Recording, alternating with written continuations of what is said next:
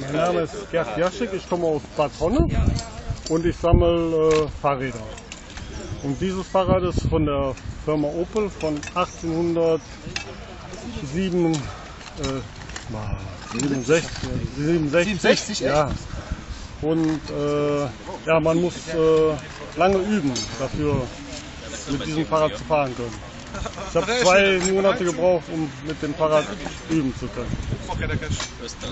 Schönes Fahren.